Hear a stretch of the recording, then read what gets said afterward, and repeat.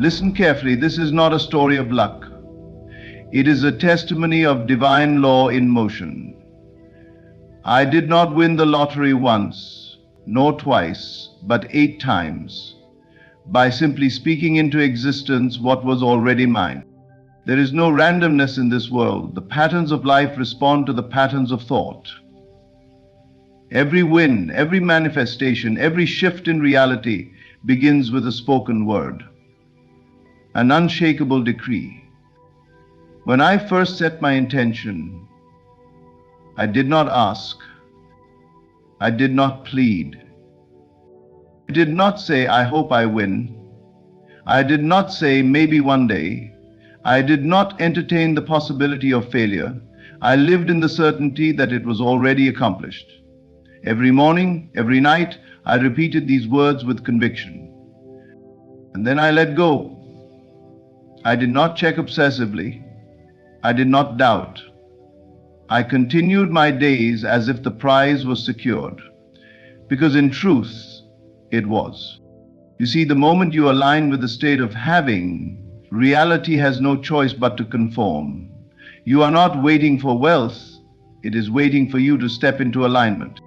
And when the first win came, I did not feel surprise, I felt confirmation. When the second, the third, the fourth win arrived, I knew it was simply the law unfolding. Each time I spoke the words, I reinforced the truth. Some may call it luck, some may call it coincidence, but I call it law. A universal principle that bends to the one who knows how to wield it. Now I ask you, are you willing to step into the power of your own spoken word? Are you ready to speak as if it is already done? The words you speak, whether aloud or within, shape the very foundation of your reality. Every thought, every phrase, and every sentence that passes through your mind or escapes your lips is not just a fleeting notion. It is a seed planted in the soil of your subconscious. And what is the subconscious but the boundless, fertile ground where all manifestations take root? It does not question. It does not resist. It merely receives and fulfills. Imagine for a moment that your mind is a grand mirror, reflecting back to you the sum of your most dominant thoughts and spoken words. If you speak of lack, of struggle, of misfortune, then life, obedient to the command of your words, will shape itself accordingly.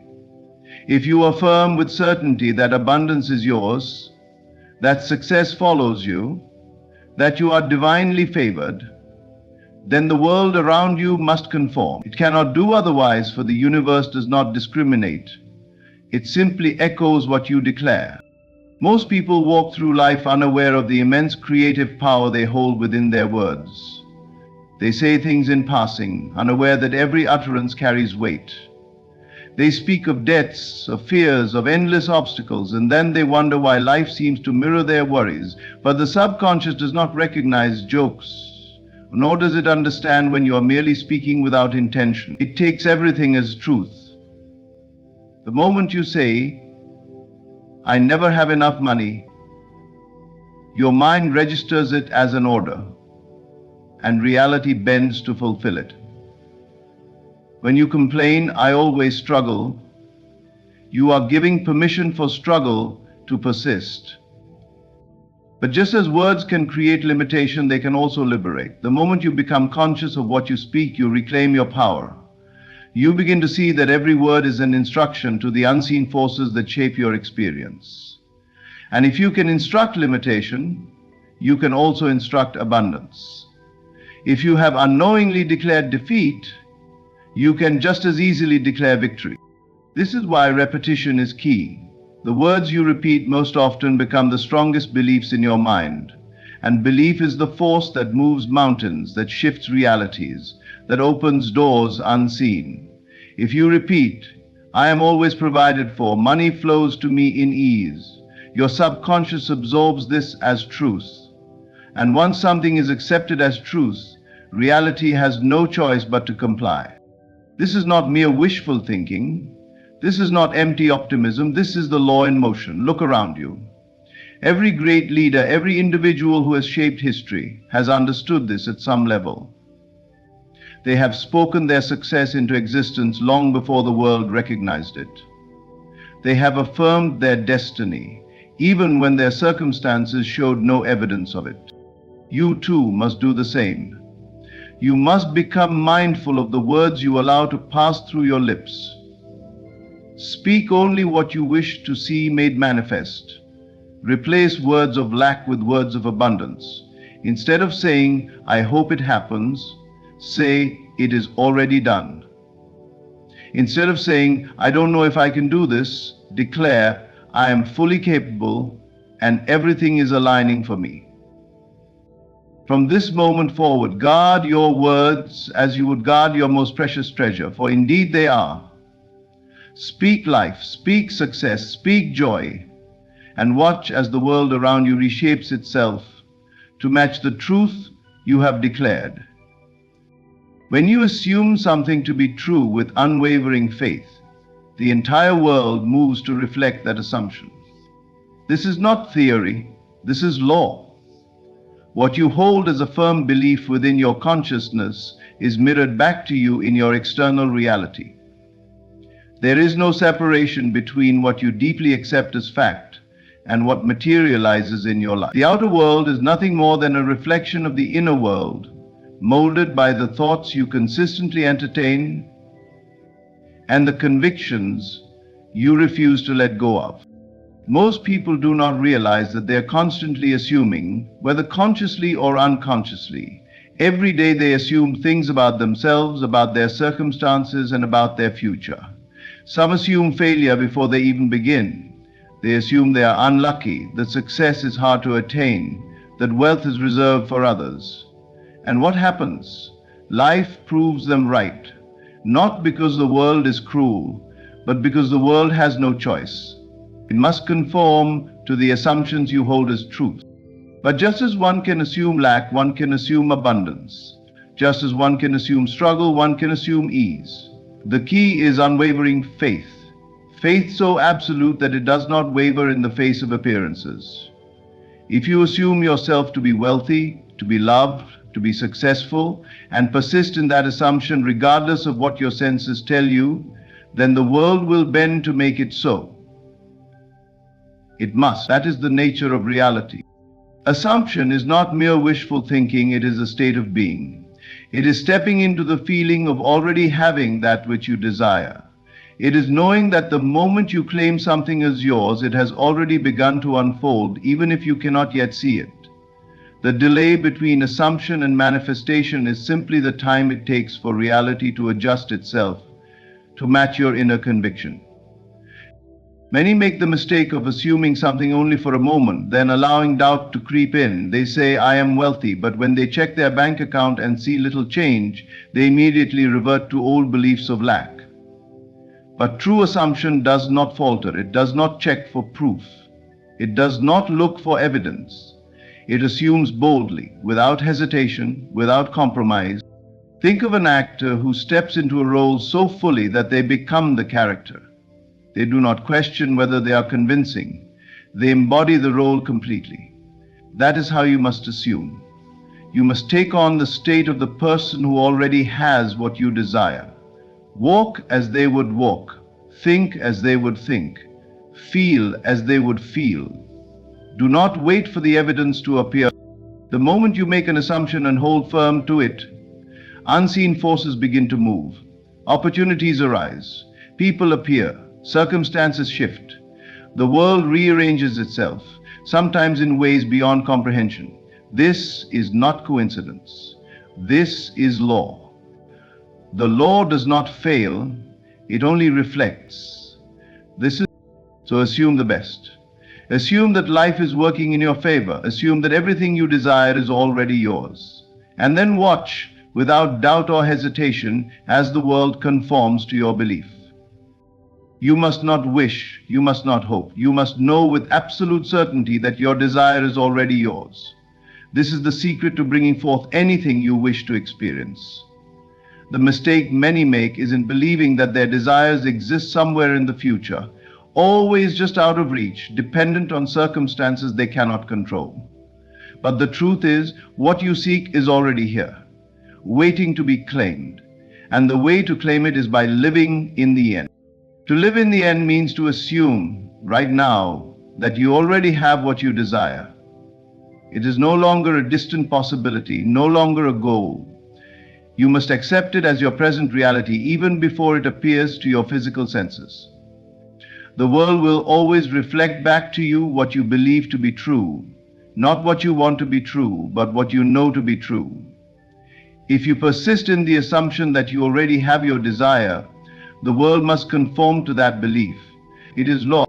But how does one live in the end? It is not about pretending or forcing external action. It is about stepping into the state of the fulfilled desire within yourself. Ask yourself, if my wish were already fulfilled, how would I feel? How would I think? How would I carry myself? Then embody those feelings and thoughts now. Feel the relief, the joy, the gratitude, as if what you desire is already a fact in your life. If you wish to be wealthy, stop thinking and acting as someone in lack. If you wish to be loved, stop yearning and start knowing that love is already yours. Your subconscious mind does not distinguish between what is real and what is vividly imagined. If you impress upon it the feeling of already having what you seek, it will accept that as fact and set the unseen forces of reality into motion to bring it about. The external world is nothing more than a reflection of your internal state. And when your internal state is unwavering in its assumption of fulfillment, the outer world must catch up. This is why mere wishing and hoping do not work. When you wish for something, you are affirming that you do not have it. When you hope for something, you are placing it in the future, separate from yourself. But when you live in the end, you remove all separation. You claim it as yours, and reality has no choice but to comply. You must remain faithful to this assumption, no matter what your current circumstances suggest. The physical world may not shift instantly, but that does not mean your assumption is false. A seed does not sprout the moment it is planted. It takes time to grow. Likewise, when you persist in the state of your fulfilled desire, reality begins adjusting, aligning people, events, and circumstances to bring about the physical manifestation. Whenever, do not waver, do not look to the outer world for validation. Simply rest in the feeling of already having your desire and let the unseen forces of creation do the rest. If you can hold firm in your assumption, with no doubt, no contradiction, and no concern for how it will unfold, you will watch as the world rearranges itself to reflect your inner certainty. That is the power of living in the end. Repetition is the key to mastery, the force that imprints ideas upon the subconscious mind, shaping reality in its image. Just as water carves through stone with persistence, the words you repeat, whether aloud or in the silence of your thoughts, mold the substance of your world. Your subconscious does not judge, question, or resist. It simply absorbs and reflects whatever is consistently impressed upon it. Many believe change requires struggle, but true transformation comes through repetition. Whatever you feed your mind repeatedly, whether consciously or unconsciously, becomes your truth. If you constantly affirm lack, struggle, and limitation, your subconscious will take these as commands and shape your reality accordingly. If, however, you choose to repeat words of abundance, success, and fulfillment, those too will take root, and soon they will manifest in ways beyond your logical understanding. The power of repetition lies in its ability to bypass the analytical mind, the part of you that questions, doubts, and clings to old conditioning. Through sheer consistency, repeated words sink deep into the subconscious, where they become beliefs, and beliefs become lived experiences. There is no force in the universe stronger than a deeply held belief, and repetition is the tool that creates it. Consider how habits are formed. At first, a new behavior may feel unnatural, but through repetition, it becomes second nature. The same is true of thought. If you begin repeating a phrase such as, I am wealthy, I am successful, I am loved, at first it may feel untrue, but if you persist, if you say it daily, if you impress it upon yourself with conviction, it will become so familiar to your mind that it is accepted as fact. And once it is accepted, it must express itself in your reality. Doubt cannot withstand the power of repetition. In the beginning, the conscious mind may resist. It may argue against your new affirmations, pointing to external conditions that contradict them. But repetition overrides this resistance. Say the words anyway. Let them become so ingrained that they no longer feel like affirmations, but simple statements of truth. The subconscious will respond in kind, orchestrating events, drawing circumstances, and aligning people to make your repeated words a tangible reality. This is why the most successful people in any field understand the necessity of repeating their vision, their goals, their affirmations. They do not leave their beliefs to chance. They choose their words carefully and repeat them relentlessly. They understand that the mind is a garden, and repetition is the act of watering the seeds they wish to grow. You are always imprinting upon your subconscious, whether intentionally or not. Every word you say, every phrase you repeat is a command to the unseen forces of creation. Choose wisely. If you desire a life of abundance, repeat words of abundance. If you wish to experience love, repeat words of love. Do not let careless negative words take root in your mind, for they too will manifest. Let repetition become your ally. Speak as if your desires are already fulfilled, and through the power of imprinting, they will become so. Just as water carves through stone, your repeated words will carve the path to your destiny. Gratitude is not merely a polite gesture. It is a powerful force that confirms to the universe that your desire is already yours. Most people wait until they receive something before they express gratitude, but the secret to manifestation is to give thanks in advance. When you feel grateful for something before it appears, you send a signal to the unseen forces of creation that you already possess it, and reality must conform to that belief. The mistake many make is in separating themselves from their desires, believing they exist somewhere in the future, always just out of reach. But gratitude dissolves that illusion of separation. It shifts your awareness from wanting to having, from lack to fulfillment. When you say, "Thank you that I am wealthy, thank you that I am loved, thank you that my desires are fulfilled," you are not hoping or wishing, you are confirming, and confirmation is the bridge between the unseen and the seen. Your subconscious mind responds to feeling, not empty words. This is why gratitude is so effective. It carries a deep emotional charge. When you feel truly grateful, your entire being aligns with the state of having, and when you remain in that state, your external world must shift to match it. The law is simple. What you believe and feel to be true manifests. Gratitude is the emotional proof that you already possess what you seek, and the universe has no choice but to reflect it back to you. Many who struggle with manifestation find themselves trapped in a cycle of wanting. They constantly affirm, visualize, and repeat their desires, but their underlying state is one of lack. They are still waiting for evidence before they allow themselves to believe. But gratitude allows you to bypass this limitation.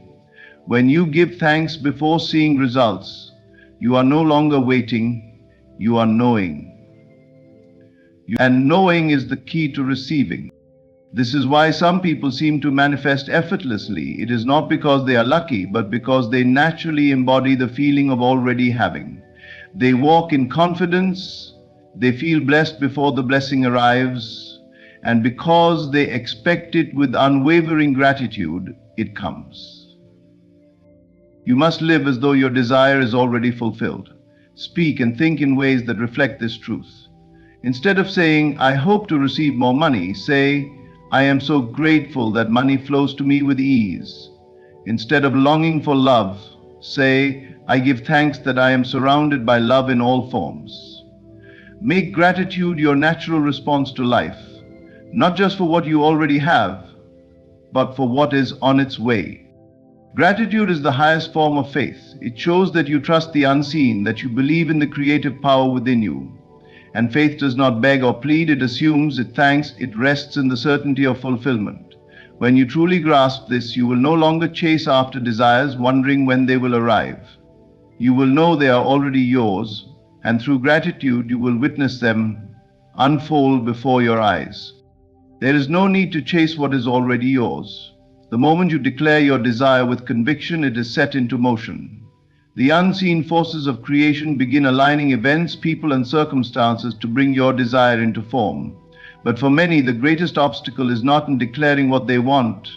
It is in their inability to let go and trust.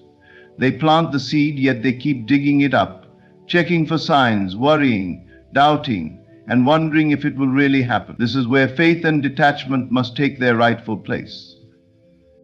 Detachment is not indifference, it is confidence. It is the deep, unwavering knowing that once you have spoken your desire, it is done. It does not require your constant interference. Just as a farmer does not hover anxiously over his crops, wondering if they will grow, you too must trust that the seed of your word is already working beneath the surface. Your role is to assume its fulfillment, not to force it into being. Many fall into the trap of begging and chasing, believing that the harder they try, the faster their desires will manifest. But effort born of desperation only reinforces the idea that the desire is not yet yours. This is why those who are desperate for love often repel it, why those who chase money seem to struggle endlessly, and why those who are anxious about success never seem to grasp it.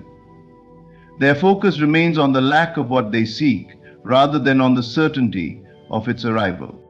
Faith is the bridge between the unseen and the seen. When you truly believe that what you have declared is already set in motion, you do not need to see evidence before you rest in the assurance of its fulfillment. You simply know. This knowing allows you to move through life with ease, free from doubt, free from worry, and free from the exhausting need to force things into being.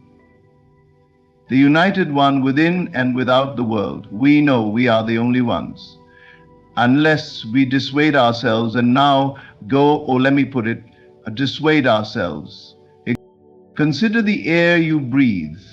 You do not chase after it, nor do you wonder if it will be available to you. You trust in its presence. You do not panic, question, or beg for each breath. You simply inhale, knowing it is there. This is the same level of trust you must cultivate with your desires. The moment you declare it, it is already in motion.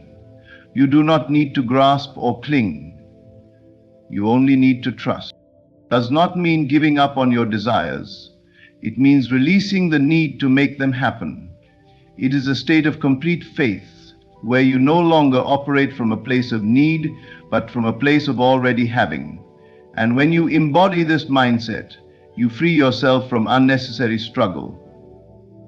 The universe responds to this certainty, and what you have spoken must unfold effortlessly in its perfect time. Let go of the need to control. Speak your words, declare your vision, and then release it with absolute trust. Live in the assumption that it is already yours. Walk in the confidence that the moment you spoke it, the universe heard you. And when you least expect it, when you are no longer grasping or searching, your desire will manifest in ways more perfect than you could have ever imagined. The power to create your reality has always been within you. Every word you speak, every assumption you hold, and every emotion you embrace shapes the world around you. When you understand that your words are commands to the subconscious, that assumption solidifies reality. That repetition imprints your desires, and that gratitude confirms their fulfillment. You unlock a life of effortless manifestation. There is no need to chase, force, or beg. The moment you declare something with conviction, it is set into motion. Your only task is to trust, to detach from the need to see immediate proof, and to walk in the knowing that what you have spoken is already yours. The universe does not withhold, it simply mirrors back to you the state you embody. Live as though your desires are already fulfilled. Feel the joy of possession, give thanks in advance, and let go of the need to control the process. Trust that everything is unfolding perfectly in divine timing and in the best possible way. When you operate from this deep sense of faith and certainty, reality will shape itself to match your inner world. You are not a victim of circumstances, you are the creator of them. Speak with authority, assume the best, and know that the unseen is always working in your favor. The moment you align with this truth, life will become a seamless flow of effortless manifestations. Thank you for listening, and may you walk forward with unwavering faith in the power within you. The moment you complain, you declare yourself powerless. You affirm that the world controls you, that you are at the mercy of circumstances. But I tell you, this is an illusion. There is no power outside of you. If you speak of struggle, struggle persists. If you speak of lack, lack multiplies. The world is nothing but a reflection of the assumptions you hold within. And then there is the compulsion to explain, to justify, to convince, to seek approval. But why? Do you not see that the one who knows does not need to explain? The one who walks in certainty has no desire to be understood. What is understood in the unseen will soon be made visible. Those who try to explain themselves are still bound by doubt. They look outward for validation when the only authority is within. When you no longer explain, you have accepted your own power. You do not ask for permission to be great, you simply are. Silence is not weakness. It is the greatest display of mastery. When you stop complaining, when you stop explaining, you enter into a realm of absolute control. You move in quiet certainty, knowing that what you have assumed is already yours. So I ask you, what will you choose? Will you let the noise of the world dictate your state? Or will you remain unmoved, secure in the knowledge that all things are already working in your favor? Never complain, never explain, simply assume. The words you speak are not empty sounds. They are commands issued to the unseen forces that shape your reality. Every word carries weight. Every sentence forms the blueprint of your experience. Most people speak without awareness, not realizing that their words are seeds planted in the fertile soil of consciousness. And just as the earth brings forth whatever is sown within it, so too does your world reflect the words you habitually use. When you complain, you are not merely describing a situation, you are reinforcing it. You are declaring to yourself and to the universe that this is your reality, and because consciousness is the only creative power, it has no choice but to affirm your assumption. If you say, "I never have enough," then the unseen forces conspire to ensure that you experience more lack. You do not escape the words you repeatedly speak. They return to you in the form of circumstances, confirming what you have declared. If your complaints have the power to sustain unwanted conditions, what happens when you shift your speech to align with what you desire? When you stop speaking of limitation and start affirming abundance, the very foundation of your experience begins to shift. Instead of saying, "Nothing ever works out for me," you declare, "Everything is always working in my favor." Instead of saying, "I feel so unloved," you affirm, "I am deeply loved and appreciated." The words themselves may feel unnatural at first, but persist, and you will see evidence of their truth unfolding before you. There is no separation between your inner dialogue and your external world. What you whisper in silence becomes the reality you live. You must therefore guard your speech with the same diligence as a watchman guards the gates of a city. If a thought arises that contradicts your desired state, do not give it voice. Do not allow it to take root in your consciousness. Instead, redirect your words to affirm what you wish to experience. This is not about ignoring reality, it is about creating a new one. The world does not exist independent of you, it is a mirror reflecting back the contents of your mind. If you do not like what you see, do not curse the reflection, change the cause. Change your speech, and you will change your life. But be warned, you cannot affirm abundance while secretly indulging in words of lack. You cannot speak of joy while carrying conversations of misery. The words you habitually use reveal what you truly believe, and the law does not respond to fleeting affirmations but to the dominant assumptions held in your heart. Speak with conviction, and the world will bend to your command. You are not here to passively observe reality. You are here to shape it. Speak only of what you desire, and let your words create the world you wish to see. Every time you open your mouth, you are making a choice to complain and reinforce what you do not want, or to declare the reality you wish to experience. Choose wisely, for your words shall not return to you empty. They will accomplish what you send them forth to do. The moment you feel the need to explain yourself, pause and ask, who am I seeking approval from?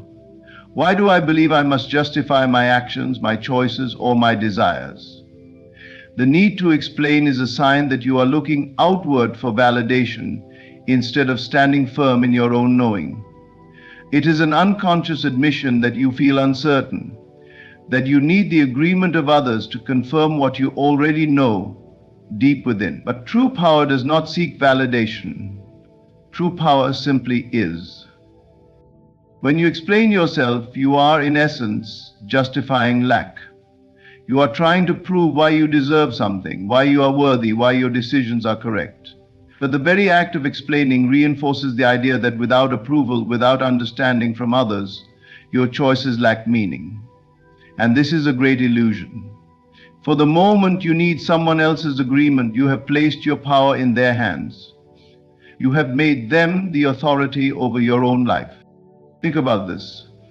Does the sun explain why it rises? Does the river ask permission to flow? No. They simply are. They move with a certainty that requires no justification. The same must be true for you. The more you explain, the more you allow doubt to creep in, the more you make yourself small. If you know something to be true, if you have assumed it in consciousness, then it does not matter whether others see it or believe it. Only your knowing is enough. This world conditions you to seek approval. From childhood, you are taught to explain your actions, to justify your choices, to prove yourself to others. But the awakened individual understands that explanation is unnecessary. The moment you try to explain, you are revealing a subtle insecurity, a hidden doubt. If you were truly certain, would you feel the need to defend your position? No. You would simply move in the assumption that what you desire is already yours. Those who explain too much are often those who have not fully accepted their own power. They still believe they must convince the world before they can receive what they seek. But this is backward thinking. You do not receive because the world approves, you receive because you assume it is already done. The moment you shift your focus inward, the need to explain falls away. You realize that no one outside of you needs to understand, because the only thing that matters is your own certainty. Observe those who are truly confident. They do not argue, they do not plead, they do not over-explain. They state what is and let silence do the rest. They understand that the more they explain, the more they dilute their own power. Instead of seeking validation, they embody the energy of already having. And because they do not seek approval, they receive effortlessly. So the next time you feel the urge to explain, resist. Do not justify, do not seek agreement. Instead, assume that you are already enough, that what you desire is already unfolding, and let that be the final word. Move as if you already have what you seek, and watch as the world reflects it back to you. Silence holds a power that few understand. In a world that thrives on noise, on endless explanations, on constant validation, the one who remains silent possesses a strength that cannot be shaken. It is easy to argue, to explain, to seek approval from others, but the strongest individuals do none of these things. They do not beg to be understood, nor do they waste energy convincing others of what they already know to be true. Instead, they move in quiet confidence, allowing their results to speak for them. The need to explain, to defend, to seek validation is rooted in insecurity. Those who are unsure of themselves feel the need to talk excessively, to prove their worth, to be acknowledged. But the one who truly knows, the one who has assumed their power, has no such need. They understand that words are unnecessary when conviction is absolute. Their silence is not weakness, it is the clearest sign of their strength. Observe those who have mastered their reality. They do not announce their plans to the world. They do not waste time justifying their choices. Instead, they move with quiet determination, knowing that what they seek is already theirs. They do not speak of their struggles. They overcome them in silence. They do not boast of their victories. They let their actions reveal them. And in doing so, they command the respect of the world without ever demanding it. Alexius Liminius. Silence is not the absence of thought, nor is it passive. It is a force, an energy, a quiet knowing that requires no validation. When you embrace silence, you tap into a power far greater than words. You learn to listen, not to the noise of the outside world, but to the truth within. And when you are rooted in that truth, nothing can shake you. Weakness seeks approval. Strength moves without permission. Those who are truly powerful do not concern themselves with whether others understand them. They do not waste time explaining their vision, their beliefs, or their desires. They simply assume, act, and receive. And because they do not seek validation, they are met with no resistance. They are the quiet architects of their own destiny. I believe that they are ruling behind the veil for the first time, and there is a great discipline in silence. It requires patience, confidence, and unwavering trust. To remain silent when the world expects an explanation is to declare that you need no one's approval. To move forward without justification is to embody true power. You do not need to convince anyone of who you are or what you are capable of. Your results will make that clear in time. For you know that you create the situation. It is your call to save yourself. And if you do not accept the destiny, so the next time you feel the urge to explain yourself, to defend your choices, to be understood, resist. Hold your silence. Let your confidence speak louder than words ever could. Walk as if you already have what you seek, and the world will take notice. For silence is strength, and those who master it become unstoppable. Where you place your attention determines the reality you experience. Every thought, every word, every emotion is an investment of energy, and whatever you focus on expands. If you spend your time complaining, dwelling on difficulties, or speaking about what is wrong, you are actively feeding the very conditions you wish to escape. But the moment you shift your focus, the moment you withdraw your attention from problems and place it on solutions, unseen forces begin to work in your favor. Most people live unconsciously, unaware that their constant complaints are not just observations but instructions. Each time you speak of lack, struggle, or hardship, you are reinforcing those conditions in your reality. You are declaring them to be true. And because consciousness is the only creative power, it must bring forth that which you continue to affirm. This is why those who always talk about their problems seem to have more of them, while those who focus on gratitude and possibility experience more opportunities. Understand this: energy flows where attention goes. If you keep looking at what is wrong, you will find more reasons to feel stuck. But if you redirect your focus to what is working, to what is possible, to the unseen forces aligning in your favor, then your entire world begins to shift. The outer world is nothing but a mirror reflecting back the dominant state of your inner world. What you assume to be true, what you consistently dwell upon, must manifest in form. This does not mean you ignore reality or pretend challenges do not exist. It means you stop giving them more power than they deserve. Instead of talking about your problems, talk about solutions. Instead of focusing on what is missing, focus on what is coming. Instead of magnifying difficulties, magnify possibilities. You are always choosing where to place your energy, and that choice determines what you experience next. Have you ever noticed that when you are deeply immersed in a problem, it seems impossible to find a way out? But the moment you let go, shift your focus, or step away, clarity comes. This is because you cannot find a solution while being fixated on the problem. Solutions exist on a higher frequency than complaints. When you release your grip on difficulties and turn your attention toward what you want, unseen forces begin moving on your behalf. Doors open, opportunities appear, and what once seemed impossible suddenly becomes effortless. Those who understand this principle do not waste time complaining. They do not dwell on obstacles or speak of what is going wrong. Instead, they hold the vision of what they desire, knowing that their focus alone is enough to shift reality.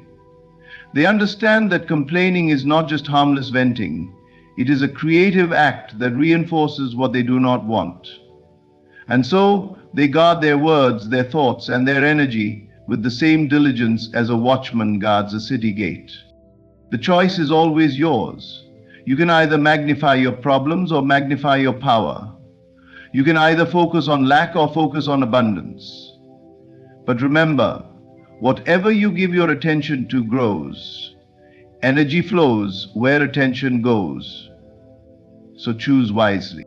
The moment you stop explaining yourself, you step into true freedom.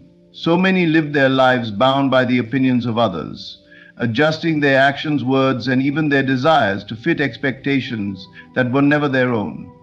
But you were not born to be understood by the world. You were born to create your world. The need to explain is the need to seek approval, and the need for approval is the root of self-imposed limitation. When you detach from external judgment, you break free from the invisible chains that hold most people captive. Why do you feel the need to explain? Because you want to be accepted. You want others to understand your choices, to agree with your decisions, to validate your desires. But the truth is, no explanation will ever be enough for those who do not see the world as you do. And more importantly, you do not need them to. You are not here to convince anyone. You are here to assume, to believe, and to create. They must see a way to you before they see the ocean. The more time you spend explaining yourself, the more you reinforce the illusion that their understanding is necessary for your success. It is not. Look at those who move with power. They do not ask for permission. They do not waste time justifying their path. They simply decide, act, and allow their results to speak for them. Their energy is directed toward creation, not explanation. They are unshaken by opinions because they understand that external judgment is irrelevant to their internal knowing. When you detach from the need to be understood, you reclaim your power. You begin to operate from a place of certainty rather than from a place of doubt. You are no longer swayed by the shifting opinions of others because you realize that their thoughts have no authority over your reality. What matters is not how they see you, but how you see yourself. The irony is that when you stop seeking approval, people begin to respect you more. They sense your self-assurance, your quiet confidence, your unwavering belief in your own path, and in that confidence, they find nothing to challenge. But even if they do not, it does not matter. You have freed yourself from their expectations. You have stepped into the space where true creation happens, a space untouched by doubt, untouched by fear, untouched by the need to explain. Detachment from external judgment does not mean isolation. It does not mean arrogance. It simply means that you no longer place your happiness, your self-worth, or your direction in the hands of others. You walk your path with conviction, knowing that your inner world creates your outer experience. You understand that no one outside of you has the power to define you, unless you give them that power. So stop explaining, stop defending, stop justifying. Step into your knowing, move in silence. Let your life be the proof of your decisions. The moment you stop explaining, you will feel a weight lift from your spirit. You will realize that you were never meant to live inside the opinions of others. You were meant to create, to manifest, to assume the highest and watch as reality bends to your belief. Assumption is the key to creation. Whatever you assume to be true, whatever you persist in feeling as real, must be reflected in your world. There is no force outside of you deciding what you can or cannot have. Only your inner conviction shapes your reality. The mistake most people make is that they assume what they do not want. They assume struggle, lack, and delay, because that is what they see with their physical eyes. But the truth is, the world you see is nothing but a shadow of past assumptions. If you want to change your reality, you must first change what you assume to be true. This is why silence is so powerful. When you assume something with full conviction, you do not need to talk about it, question it, or seek reassurance. You do not need to explain it to others or ask for their approval. You simply assume and you let it be. The seed has been planted, and like any seed, it must be left undisturbed to grow. If you were to plant a tree and constantly dig up the soil to check if it is growing, you would only delay its progress. The same is true for your desires. Once you have assumed the feeling of the wish fulfilled, let it be. Do not interfere with doubts, complaints, or unnecessary explanations. Most people struggle because they assume one thing and then contradict it with their words and actions. They affirm abundance but speak of lack. They assume success but behave as if failure is inevitable. They do not trust their assumption enough to let it be. But the one who truly understands this principle remains still. They do not seek proof because they already know. They do not ask when or how because they understand that the assumption contains its own fulfillment. Shna. Assume the feeling of the wish fulfilled and then carry yourself as if it were already done. There is nothing more to do. You do not need to force, beg, or chase. You do not need to convince anyone. Reality will mold itself to fit your assumption. It has no choice. This is not wishful thinking, this is law. The world is only a reflection of the state you persist in. If you dwell in the state of the fulfilled desire, your world must rearrange itself to match that state. The greatest discipline is to remain faithful to your assumption even when your senses try to deceive you.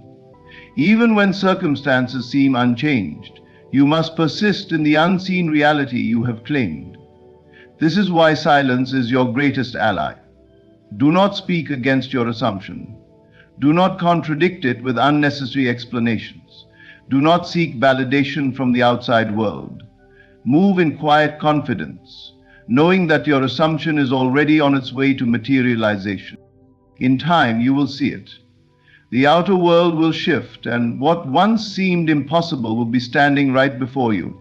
And when that moment comes, you will realize that it was never about forcing, chasing, or explaining. It was always about assuming and letting it be. This is the way of true creation. This is the way of effortless manifestation. Assume. The power to shape your reality has always been within you. Every word you speak, every thought you entertain, and every assumption you hold dictates the world you experience. Complaining only reinforces what you do not want, while silence strengthens your inner conviction. Explaining yourself seeks validation from the external, but true power lies in knowing without the need for approval. When you stop justifying, stop complaining, and stop seeking to be understood, you free yourself from limitation. Energy flows where attention goes. If you focus on problems, they multiply. If you focus on possibilities, the unseen forces of creation move in your favor. Detach from the opinions of others, for they hold no authority over your destiny. Assume your desire is already fulfilled, carry yourself in quiet confidence, and let reality conform to your belief. There is no need to chase, force, or explain. The strongest move in silence. They assume and they let it be. And when the world finally sees the manifestation of their inner conviction, they will understand, but by then it will not matter. You were never here to create. Thank you. Close your eyes for a moment and ask yourself this: what do I truly desire? Now open your eyes and look around. Do you see it? Likely not. And this is where the battle begins, between what reason tells you is real and what your heart knows is possible. But let me tell you, reality is not the final judge of your dreams. You are. The first step in believing something when reason denies it is to acknowledge that reason is a tool, not a master. It is bound by the evidence of the senses, while your imagination is boundless. Reason will always tell you this cannot be done because it only knows what has already been done. But imagination, it creates what has never been seen before. To believe, you must step out of the realm of reason and into the realm of imagination. The secret lies in this: you must feel it real.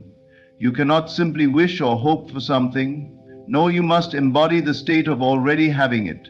What would it feel like if your desire were true right now? What would you do? How would you act? Who would you become? Let that feeling flood your entire being until it takes on a life of its own. This is how you plant the seed of belief in the fertile soil of your subconscious mind. But as you plant this seed, understand that the world around you may not change immediately. Your senses will cry out, "Look, nothing is different. This is foolishness." Do not give in to them. The senses are like mirrors. They only reflect what already exists. But belief, true belief, is the sculptor that shapes the mirror's reflection. Ignore the evidence of the senses. Detach from what appears to be and instead dwell on what must be. Reason will also bring doubt. It will whisper, "Who are you to achieve this? How could this ever happen?" But I urge you to see doubt as an opportunity for faith. Every doubt is a chance to reaffirm your conviction. Use those moments to say, "It is done. My desire is already mine." Persist in this assumption even when the outer world gives you every reason to stop believing. Persist until the invisible becomes visible. Trust the process. The manifestation of your belief will not always come in the way you expect, but it will come. Do not concern yourself with the how or the when. That is not your work. Your work is to believe, to rest in the assurance that your desire is already yours. Just as the sun rises each morning without your effort, so too will your belief bring forth its fruit. Like dawns, you wake up tomorrow only to find the sky blue. So I leave you with this truth. Belief is the bridge between the seen and the unseen, the known and the unknown. When reason denies it, imagination proclaims it. Feel it, trust it, and persist in it.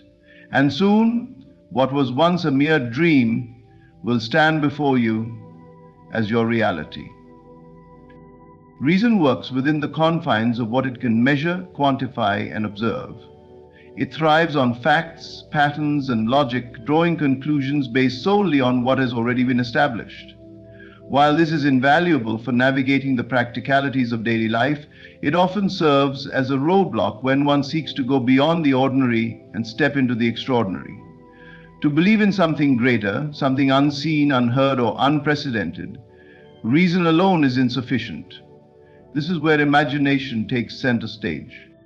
Imagination is not restricted by the limitations of time, space, or circumstances.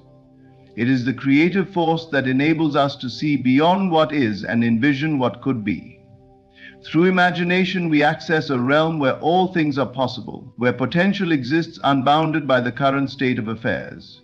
It is the spark that ignites innovation, the force behind all progress, and the key to manifesting a life beyond what reason dictates as achievable.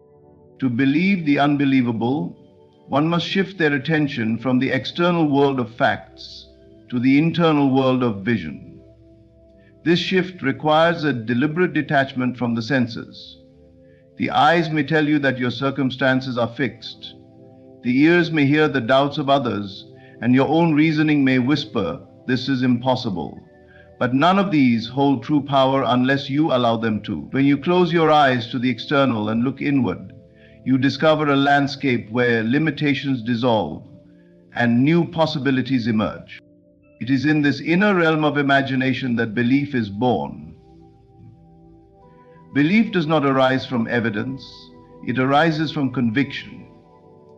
When you imagine vividly and consistently, your mind begins to accept the imagined scenario as real. The subconscious, which does not differentiate between what is seen and what is imagined, begins to align itself with this inner vision. As the occurrence comes independently, bearing you closer and closer to this fruit, it starts to operate as if the imagined reality is already true, drawing circumstances, opportunities, and ideas into your life that resonate with this belief. This process requires courage. The world around you may mock your vision, dismissing it as wishful thinking or sheer delusion. Even your own mind, conditioned by years of reliance on reason, may resist. But understand this: every great achievement in history was first imagined before it became reality. The Wright brothers imagined flight when reason declared it impossible.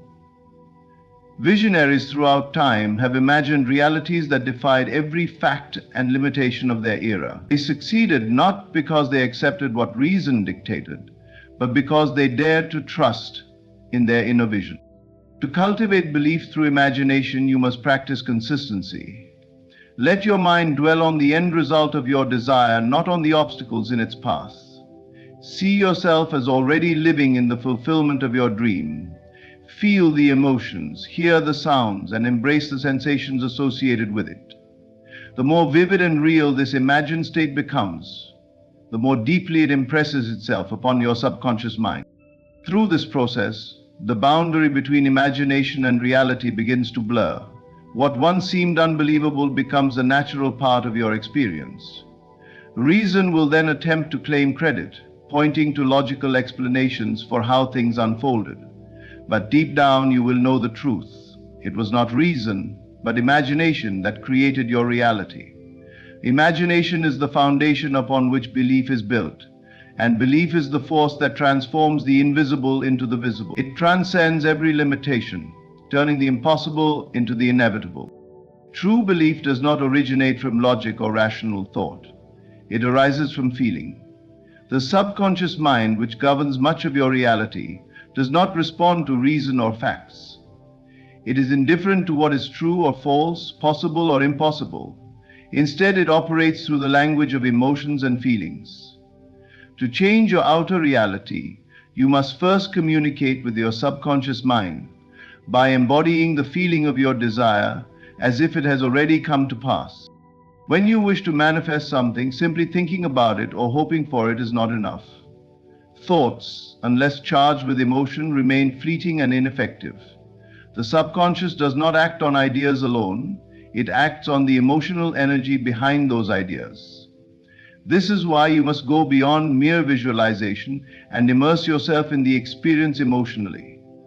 It is not about imagining that your desire might happen someday, but about stepping into the state of already having it now. You must feel the joy, relief, excitement, or gratitude that comes with the realization of your desire, as if it is already yours.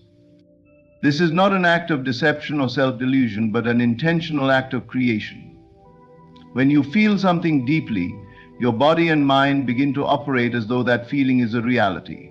Your actions, thoughts, and energy shift to align with this inner state, and in turn your external circumstances begin to mirror it. This is the law of life. Your inner world creates your outer world. To embody the feeling of fulfillment, start by asking yourself, what would it feel like if my desire were already fulfilled?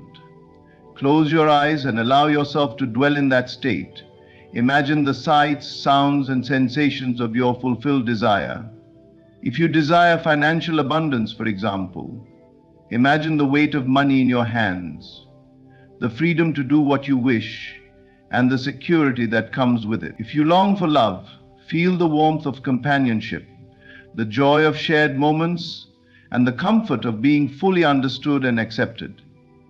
Whatever your desire, immerse yourself in the emotional reality of it. Let the feeling wash over you and take root within. It is not necessary to know how or when your desire will manifest. The how is not your concern, and the when is irrelevant. Your sole responsibility is to maintain the feeling of fulfillment. The more consistently you dwell in this emotional state, the more firmly you impress it upon your subconscious mind. And as this impression takes hold, the outer world begins to shift in response. People, opportunities, and circumstances will naturally align to reflect the state you have embodied within. Doubts may arise, and the world around you might present evidence to the contrary. But this is where your faith must prevail. Feelings are not bound by the constraints of the senses, they transcend them. When the outer reality contradicts your inner vision, return to the feeling of fulfillment. Let it become your anchor, your constant truth, regardless of external appearances. This practice requires discipline, but its rewards are profound. By embodying the feeling of your desire already fulfilled, you activate the creative power within you. You move from being a passive observer of life to a deliberate creator of your reality. In time, what you feel within will become visible without. Your outer world will align with your inner state, and the fulfillment you once only felt will become the life you live. This is the essence of true belief, feeling it real until it becomes real. The five senses are powerful tools for experiencing the physical world, but they are not infallible guides when it comes to creating a reality that transcends current circumstances. They function as reporters of what is, not of what can be. If you rely solely on what your eyes see, your ears hear, or your hands touch, you risk becoming trapped in a loop of perpetuating the same external conditions. To manifest a new reality, you must learn to detach from the evidence of the senses and anchor yourself in the unseen reality you wish to create. The outer world reflects the sum of your past thoughts, feelings, and beliefs.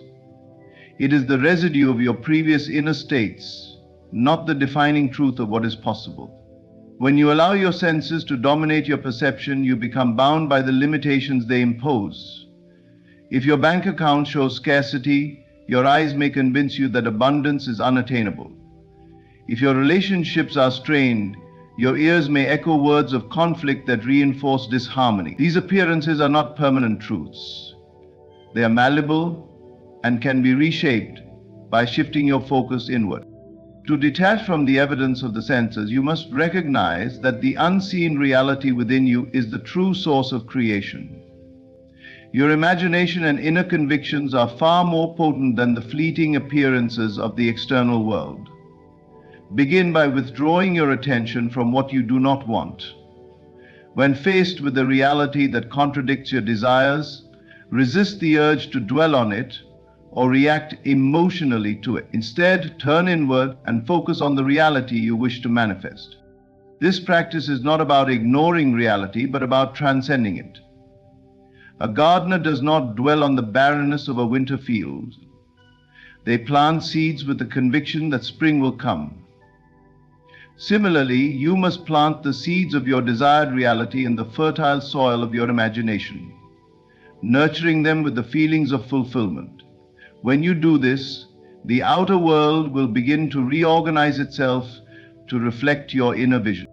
Detachment requires discipline and faith. The senses are persistent, and the world may offer evidence that seems to counter your efforts. In those moments, remind yourself that appearances are not final. They are merely shadows cast by previous states of mind. Anchor yourself in the certainty that the unseen reality you hold within is more real than the fleeting conditions around you. The physical world is plastic and responsive to the impressions you impress upon it through thought and feeling. Meditation and visualization are invaluable tools in this process. Set aside time each day to quiet the chatter of the senses and immerse yourself in the feeling of your desire already fulfilled. Picture it vividly. Engage all your inner senses and, most importantly, feel the emotions associated with its realization. The more you dwell in this state, the less power the outer world will have to sway you. Your role is not to fight against what is, but to align yourself with what can be. The evidence of the senses may scream doubt, but your faith in the unseen must remain unwavering. Over time, the persistent focus on your inner vision will override the limitations of the senses, and the outer world will yield to the truth of your inner conviction. By detaching from appearances and anchoring yourself in the unseen, you activate the creative power within you and become the master of your reality. Persistence in the assumption of your desire is the cornerstone of transformation. It is not enough to momentarily entertain the thought of your wish fulfilled. You must live in that state repeatedly and consistently until it becomes your reality. The mind, when left unchecked, will naturally revert to its old patterns, pulling you back into the familiar limitations of reason and appearance. This is why persistence is essential. It serves as the bridge between your imagined reality and its manifestation in the physical world. When you assume that your desire is already fulfilled, you are engaging in a deliberate act of creation. This assumption must become your dwelling place, the mental state in which you reside, regardless of what the outer world shows you. At first, this may feel unnatural, as the evidence of the senses will often contradict your assumption. But the key is to remain steadfast, trusting that the inner reality you consistently affirm will eventually harden into fact. Persistence requires discipline. It is easy to fall into doubt or despair when your desires seem distant or unattainable. The rational mind will question the validity of your belief, pointing to the absence of tangible proof. Yet this is precisely when persistence must take over. You must remind yourself that the outer world is not the source of your reality. It is merely the reflection of your inner state. Persistence in the brain changes the state within, and the reflection must change as well. One of the most effective ways to persist is through repeated affirmation and visualization. Affirm to yourself with conviction that your desire is already yours. These affirmations are not empty words, they are declarations of truth that impress your subconscious mind. Combine them with vivid mental images of your fulfilled desire.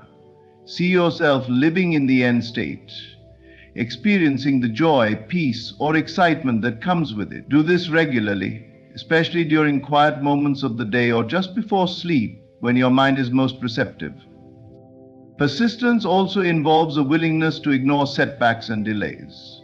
The manifestation of your desire may not happen immediately, and there may be times when the outer world appears to move in the opposite direction. These moments are tests of your faith and commitment. Do not waver. Instead, double down on your assumption, reaffirming your belief in the unseen reality. Treat every apparent obstacle as an illusion, knowing that the ultimate outcome is already secured within you. A helpful practice is to act as if your desire is already a fact. This does not mean forcing actions in the outer world, but rather aligning your thoughts, feelings, and attitudes with the fulfillment of your desire. How would you feel, think, and behave if you already had what you wanted? Begin embodying those qualities now. This alignment creates a harmonious resonance between your inner and outer worlds, accelerating the process of manifestation. Persistence is not about struggle or effort. It is about consistency and faith. You are not forcing the universe to deliver your desire. You are aligning yourself with the reality where your desire already exists. The more you persist in this alignment, the more natural it becomes, and the easier it is for your subconscious mind to accept it as true. Persistence transforms belief into knowing. What begins as an assumption gradually solidifies into a conviction that cannot be shaken. This conviction, once established, becomes the foundation upon which your new reality is built. By persisting in the assumption of your desire, you align yourself with the creative power within and open the door of your imagined reality to manifest in the physical world. Doubt is an inevitable part of the journey toward fulfilling your desires. It arises when the rational mind, tethered to the evidence of the senses, questions the reality of what you seek to manifest. But doubt does not have to be a stumbling block. It can become a stepping stone. Every doubt, every moment of hesitation is an opportunity to reaffirm your inner conviction and deepen your faith in the unseen reality you are creating. Instead of seeing doubt as an enemy, Learn to see it as a tool that strengthens your belief. When doubt arises, it is often accompanied by the voice of reason. Reason operates within the boundaries of what is known and proven, and it tends to resist anything that challenges those limits. But your desires often lie beyond the realm of the known. If you were already living in your desired reality, there would be no need for imagination or faith. Doubt, then, is a natural reaction to stepping into the unknown. So however, it is not a sign that you are off course. It is a sign that you are expanding into new possibilities. The first step in turning doubt into an opportunity is to recognize it for what it is, a thought, not a fact. Doubt only has power if you allow it to take root and grow. When a doubtful thought arises, observe it without judgment and remind yourself that it is merely a reflection of your past conditioning. It does not define your future unless you give it permission to do so. In this way, doubt becomes a mirror, showing you the areas where your faith needs to be strengthened.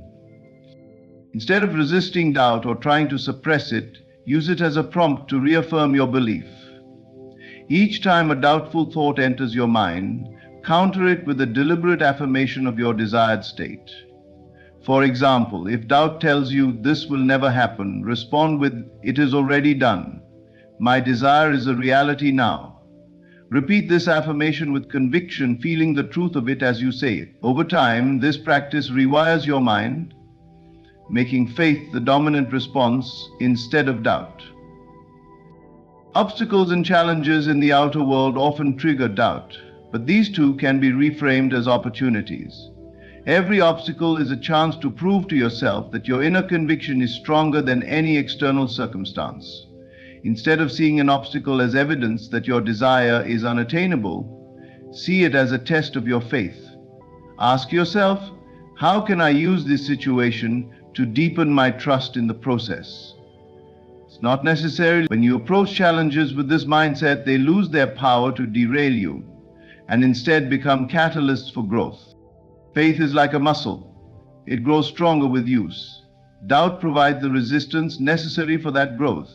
Just as physical exercise requires tension and effort to build strength, spiritual growth requires moments of uncertainty to deepen your reliance on your inner power. Embrace these moments as opportunities to practice unwavering faith in the unseen. Each time you overcome doubt, you reinforce your belief, making it more resilient and unshakable. The key to turning doubt into an opportunity is to remain rooted in the feeling of your desire already fulfilled. No matter what your mind or the world around you suggests, hold fast to the inner conviction that your desired reality exists and is unfolding perfectly. Use visualization, affirmation, and gratitude to keep your focus on the end result rather than the obstacles along the way. Gratitude in particular is a powerful antidote to doubt. When you feel grateful for your desire as though it has already been achieved, you align yourself with the frequency of fulfillment, dissolving doubt in the process. Doubt is not something to be feared or avoided. It is an essential part of the journey. It is through confronting and overcoming doubt that you build the unshakable faith required to manifest your desires. Each time you choose belief over doubt, you strengthen your connection to the creative power within you. And as your faith grows, the outer world will inevitably reflect the reality of your inner conviction.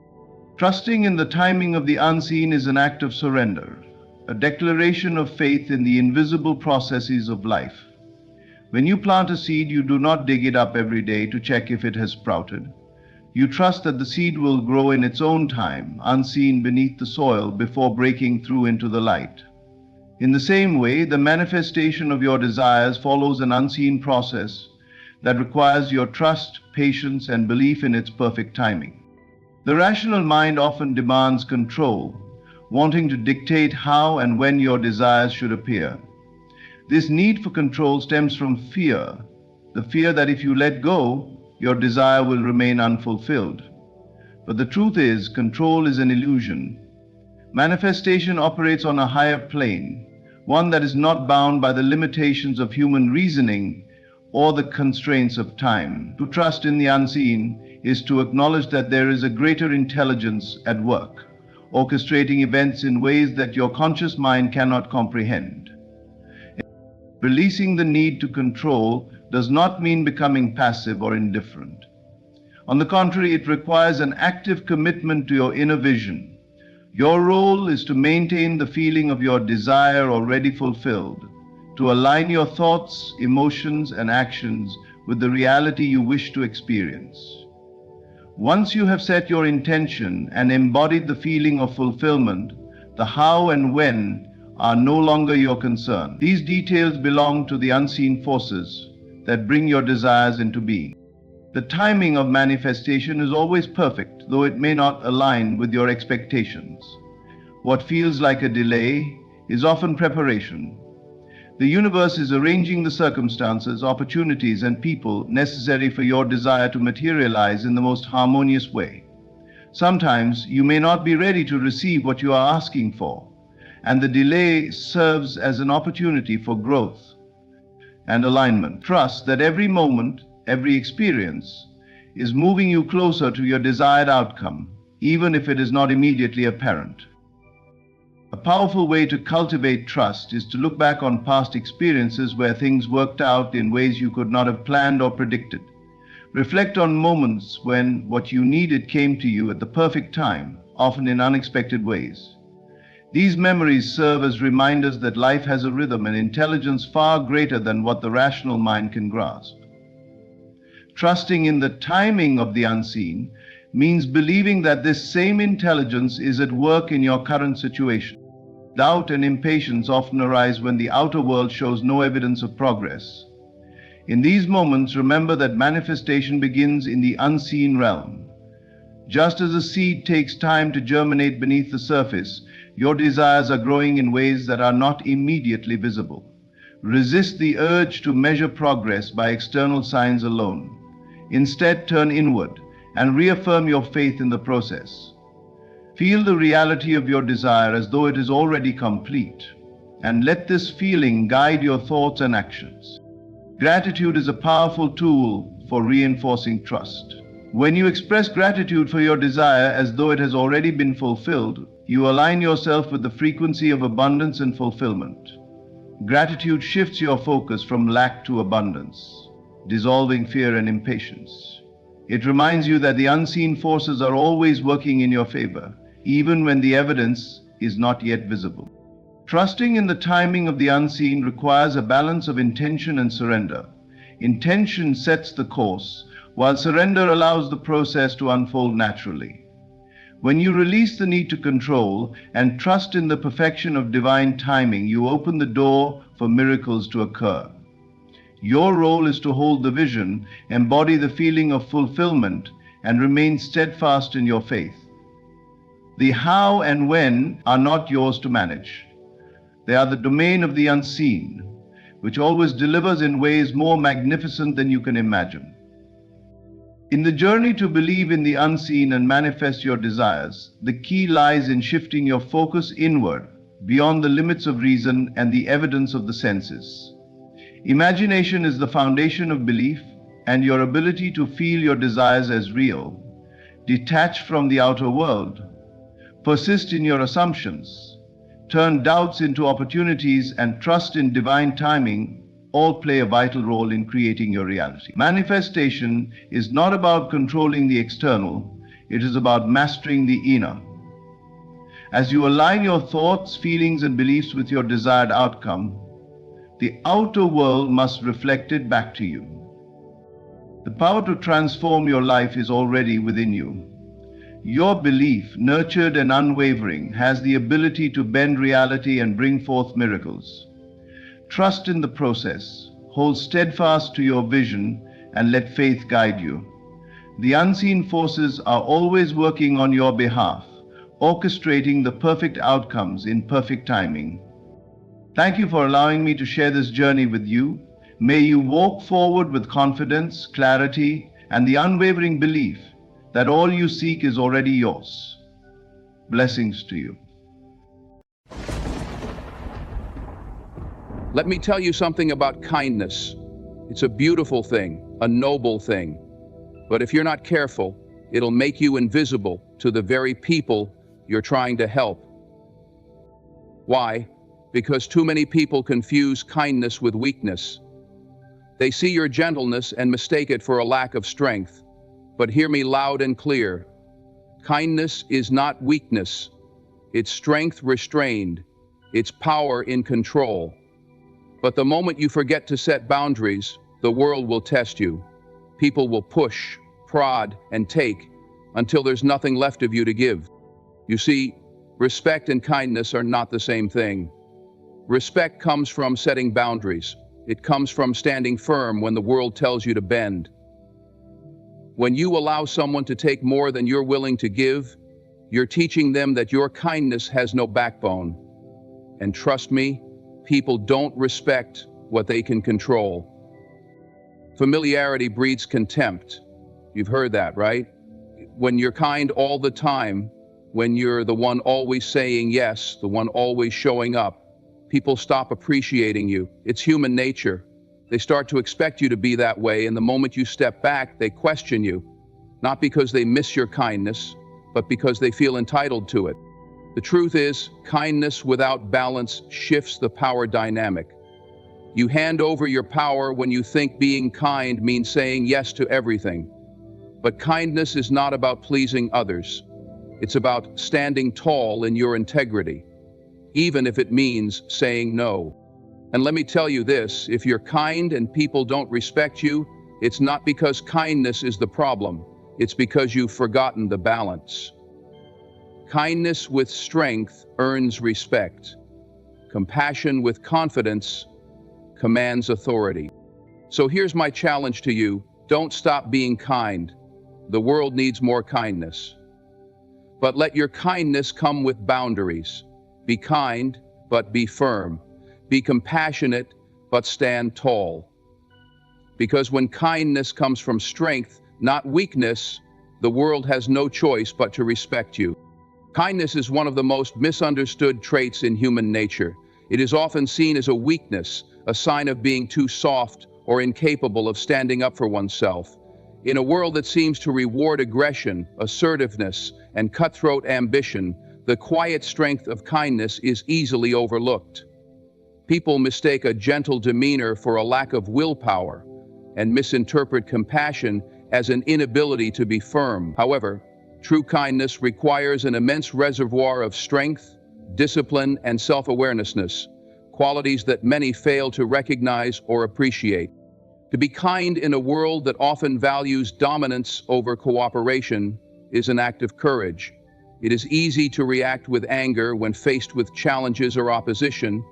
It is effortless to shout louder, fight harder, and demand attention to impose one's will. But kindness demands restraint. It requires you to hold back when it would be easier to lash out. It takes strength to choose understanding over judgment and empathy over indifference. It's not about being passive, it's about being in control. A kind person isn't weak, they are deliberate in their actions, consciously deciding to treat others with respect and humanity, even when it's not reciprocated.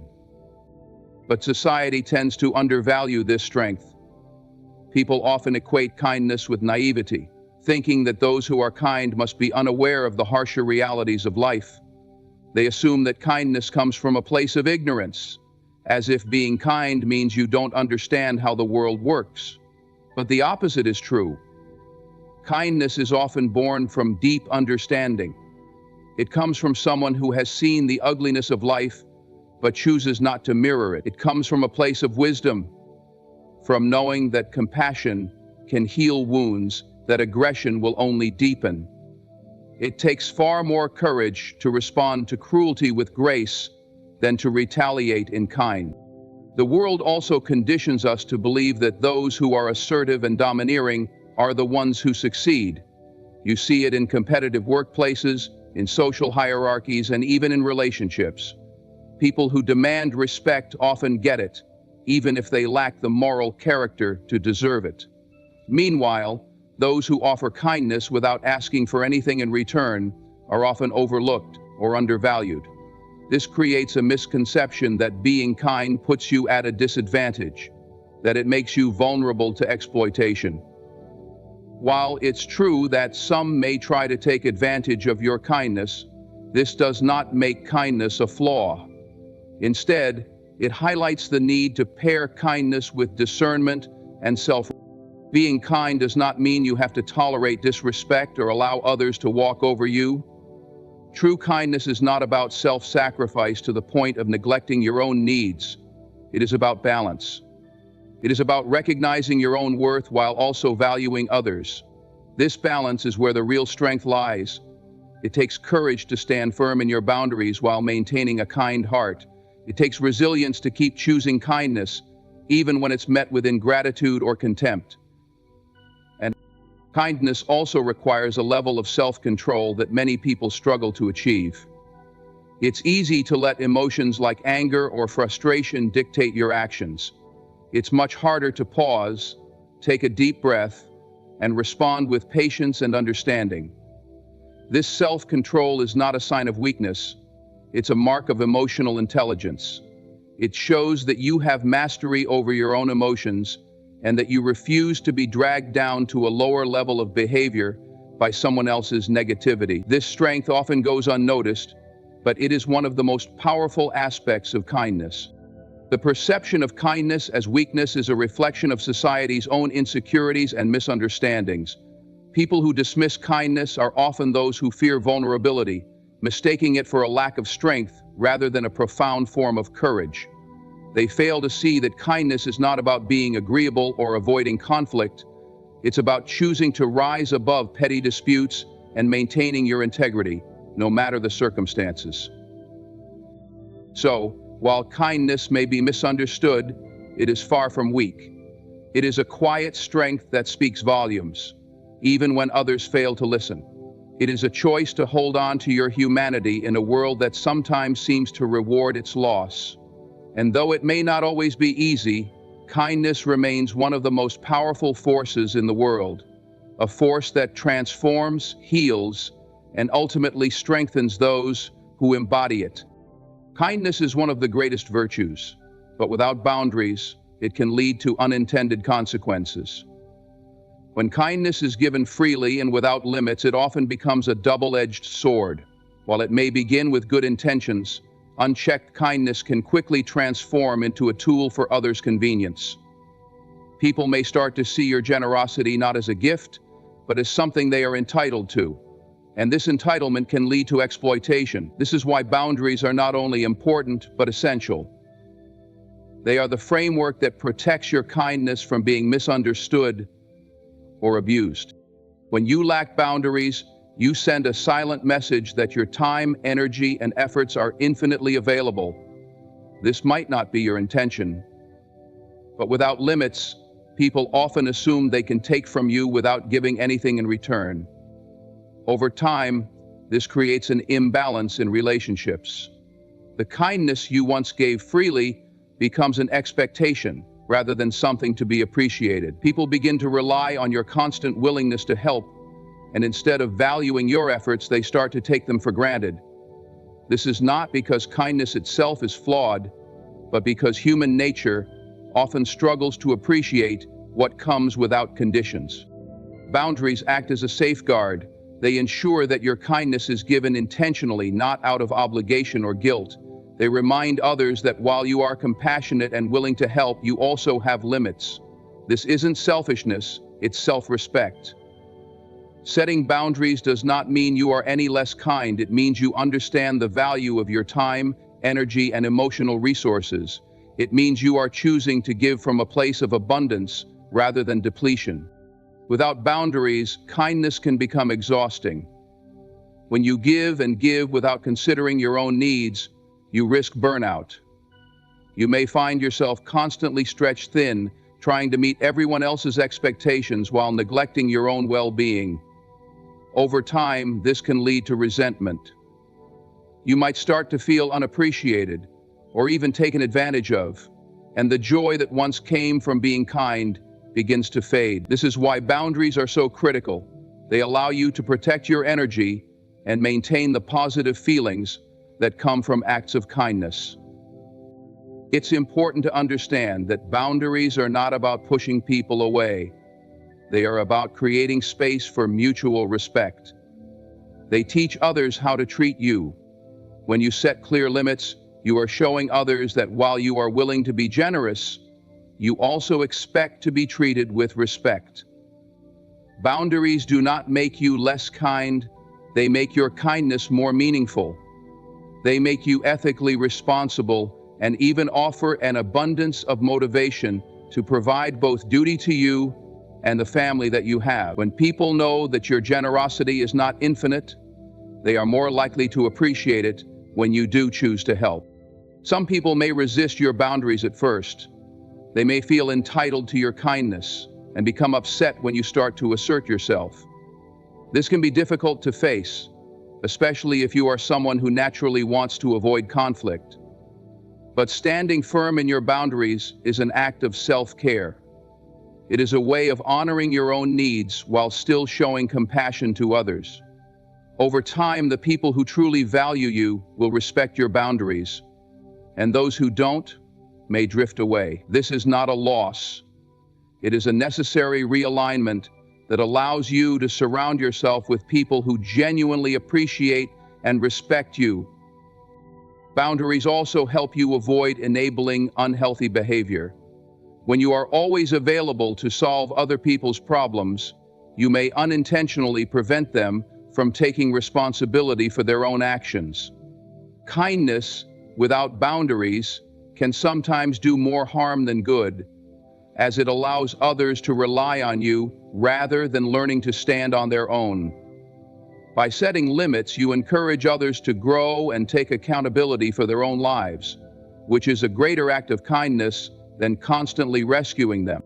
Kindness is most powerful when it is paired with self-respect. Boundaries ensure that your kindness is given freely and authentically, not out of obligation or fear of rejection. They allow you to maintain your sense of self while still being generous to others. When you set boundaries, you are not being unkind, you are honoring both yourself and those around you by creating a healthy dynamic where kindness can truly thrive. Kindness is a gift, not a duty. It loses its value when it is given without thought or care. By setting boundaries, you preserve the integrity of your kindness.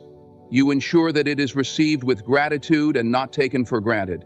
Boundaries define respect, not just the respect others show you, but the respect you show yourself.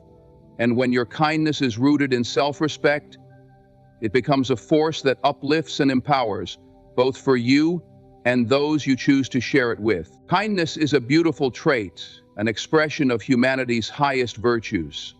Yet, when given consistently and without fail, it can sometimes lead to unintended consequences. The old adage, familiarity breeds contempt, captures a harsh truth about human nature. The more people grow accustomed to your kindness, the less they tend to value it. When generosity and goodwill become a predictable part of someone's behavior, there is a risk that others will start to see these actions as routine or expected, rather than as the deliberate, meaningful gestures they are. This phenomenon does not stem from the act of kindness itself, but rather from the way human beings often adapt to what they perceive as constants.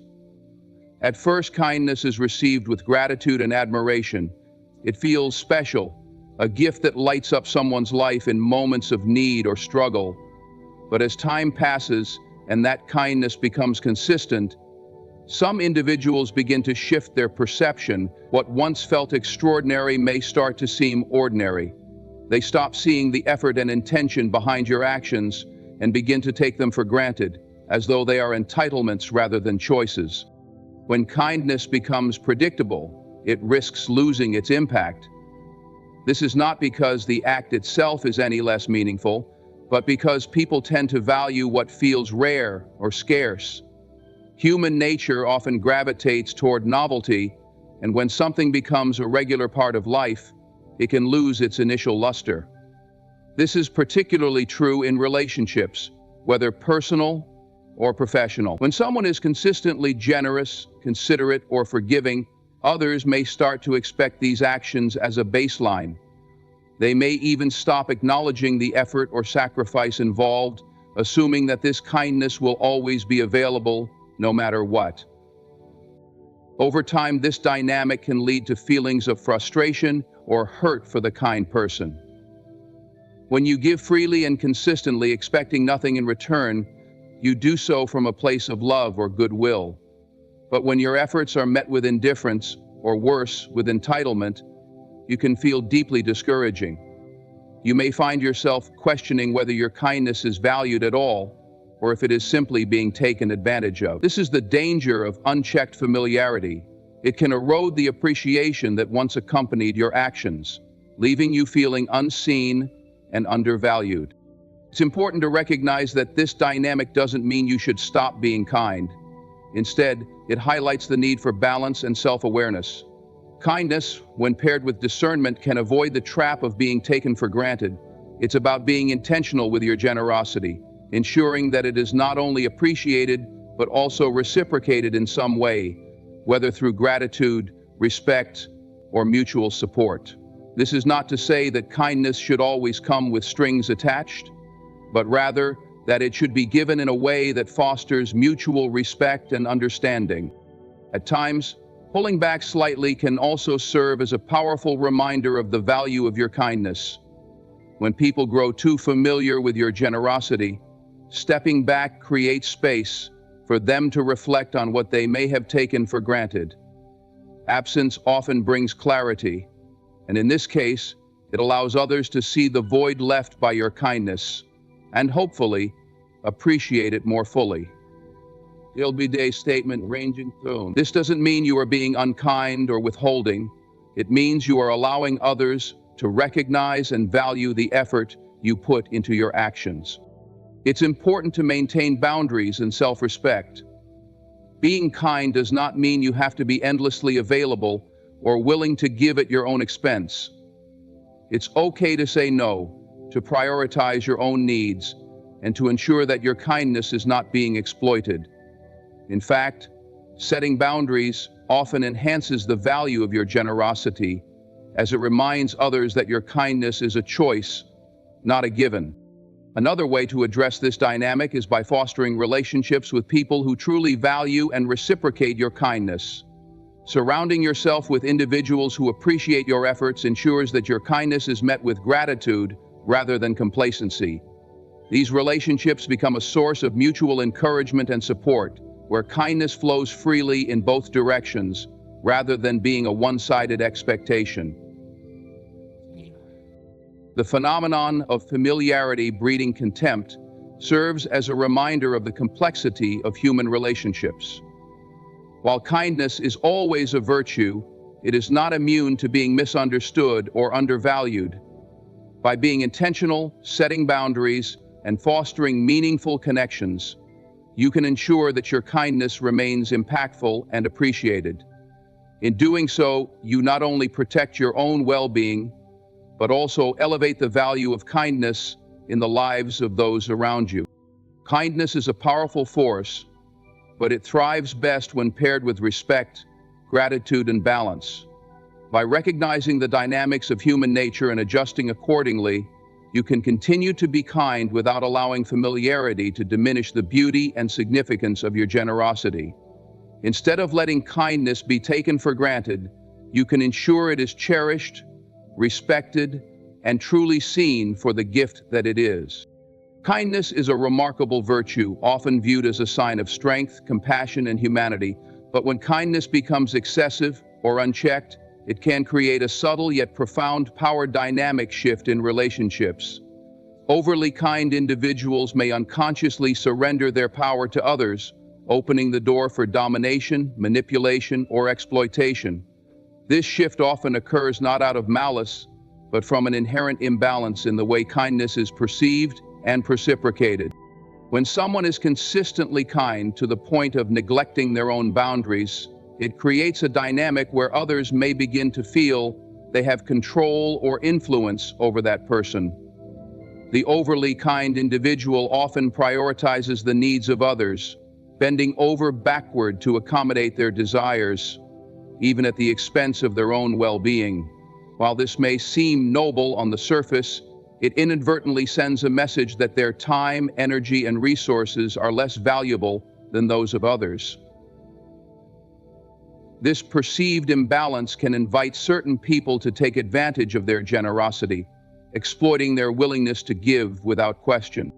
One of the reasons this dynamic emerges is that kindness, when unchecked, is often mistaken for submissiveness. Overly kind individuals might avoid conflict, seek to please everyone, or hesitate to say no, fearing they will upset or disappoint others. While these actions stem from a genuine desire to maintain harmony, they can be interpreted as signs of weakness or passivity. People who are more assertive or self-serving may interpret this behavior as an opportunity to assert dominance, gradually taking control of the relationship. What begins as kindness can quickly evolve into a power imbalance, where one person gives endlessly while the other takes without limits. Another contributing factor is the lack of boundaries. Overly kind individuals may struggle to set limits, fearing that doing so would make them appear selfish or uncaring. This lack of boundaries creates a vacuum where others feel free to impose their will or expectations. When someone consistently prioritizes the needs of others without asserting their own, it shifts the balance of power. The kind person becomes more of a follower than an equal, allowing others to dictate the terms of the relationship.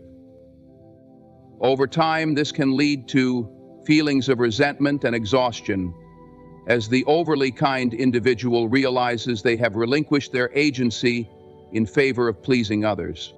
This dynamic is further reinforced by those who actively exploit kindness for their benefit. Some individuals are skilled at identifying and manipulating overly kind people, using guilt, flattery, or emotional pressure to maintain control. They know that the kind person will go to great lengths to avoid confrontation or rejection, and they use this to their advantage. For example, they may guilt-trip the kind person into taking on responsibilities they don't want, or manipulate them into making sacrifices they wouldn't normally agree to. In such cases, kindness becomes a tool for exploitation rather than a bridge for mutual understanding and support. The power dynamic shift is not always intentional or malicious, but it is damaging nonetheless. It leaves the overly kind person feeling drained, unappreciated, and at times powerless. They may find themselves wondering why their relationships feel so one-sided, or why they seem to attract people who take advantage of their generosity. The answer lies in the unbalanced dynamic that has been allowed to develop, a dynamic where their kindness has been misconstrued as a willingness to surrender their power. To reclaim their power, overly kind individuals must first recognize the importance of balance in their relationships. Kindness, while valuable, should not come at the expense of self-respect or personal boundaries. Setting clear limits is not an act of selfishness, but one of self-preservation. It sends a message that while they are willing to give, they also expect to be treated with respect and fairness. This shift in behavior can prevent others from taking their kindness for granted and reestablish a sense of equality in their interactions. Reclaiming power also involves learning to say no without guilt. Saying no is not a rejection of kindness, but a way of ensuring that generosity is not misused. It is a way of asserting one's own needs and priorities, reminding others that kindness is a choice, not an obligation. By saying no when necessary, overly kind individuals can create a healthier balance in their relationships, one that values both their compassion and their autonomy. Another key step is surrounding themselves with people who appreciate and respect their kindness. Genuine relationships are built on mutual respect and reciprocity, where kindness is given and received freely without exploitation. By choosing to invest their energy in such relationships, overly kind individuals can protect themselves from those who seek to manipulate or dominate them. Kindness is a powerful force, but it must be wielded wisely. When paired with self-respect, boundaries, and discernment, kindness can uplift and inspire without creating imbalances in power. Overly kind people have the capacity to bring immense value to the world, but they must also learn to protect themselves from those who would misuse their generosity. By reclaiming their power, they can ensure that their kindness remains a source of strength rather than a vulnerability, allowing it to shine brightly in a way that empowers both themselves and those around them. When kindness is consistently offered without balance, it often leads to an unintended and unfortunate consequence: resentment in reciprocity. The dynamic of giving more than you receive can shift the perception of kindness from a genuine act of goodwill to an expectation. Over time, people begin to take generosity for granted, valuing it less, and assuming it will always be there. This imbalance not only erodes mutual respect, but also creates emotional strain for the giver, who may feel undervalued and unappreciated despite their continued efforts. Kindness is an energy, a flow meant to move between people in a balanced and natural exchange. When that exchange becomes one-sided, when one person gives endlessly while the other rarely reciprocates, it disrupts this flow. What begins as a heartfelt act of caring turns into an unspoken obligation in the eyes of the receiver. The giver, eager to maintain harmony or avoid conflict, may continue to give despite feeling drained or overlooked. This imbalance often goes unnoticed at first, but it slowly builds frustration and dissatisfaction within the person who is always giving. At the core of this resentment lies the human need for mutual acknowledgement. People are wired to crave recognition for their efforts, especially in relationships. Whether it's a kind gesture, emotional support, or physical assistance, giving should be met with gratitude and ideally an equal willingness to give in return. When this recognition is absent, the giver begins to feel invisible. Their kindness, once a source of joy, becomes a source of emotional depletion. They may start to question their worth or feel as though their contributions are unimportant. This emotional toll can lead to bitterness, especially if the lack of reciprocity persists over time. The erosion of mutual respect is another significant consequence of unbalanced giving. When people consistently receive without giving back, they can lose sight of the effort behind the kindness. They may stop valuing the giver's time, energy, or sacrifices. This shift in perspective creates a subtle but damaging dynamic where the giver is seen as someone whose role is to serve or accommodate. The relationship, once built on equality, transforms into one where the giver is perceived as less significant or less deserving of consideration. This lack of respect not only harms the giver's self-esteem, but also undermines the foundation of the relationship itself. For the giver, this dynamic often leads to internal conflict. On one hand, they may feel compelled to continue giving, believing it's the right thing to do or fearing they will be seen as selfish if they stop. On the other hand, they may feel increasingly resentful, questioning why their efforts are not being acknowledged or reciprocated. This internal tug-of-war can create feelings of guilt, frustration, and confusion, further complicating the emotional landscape of the relationship. One of the most challenging aspects of this dynamic is that it often reinforces itself. The more the giver provides without receiving, the more the receiver comes to expect. Over time, acts of kindness that were once appreciated become normalized, even demanded. The giver, now operating from a place of obligation rather than genuine desire, may feel trapped in a cycle of giving that no longer brings them joy. He's so desperate, the receiver, meanwhile, may become complacent, failing to see the giver's efforts as exceptional or worthy of acknowledgement. Breaking free from this cycle requires conscious effort and a willingness to address the imbalance. For the giver, it starts with recognizing the pattern and understanding that kindness should not come at the expense of their own well-being.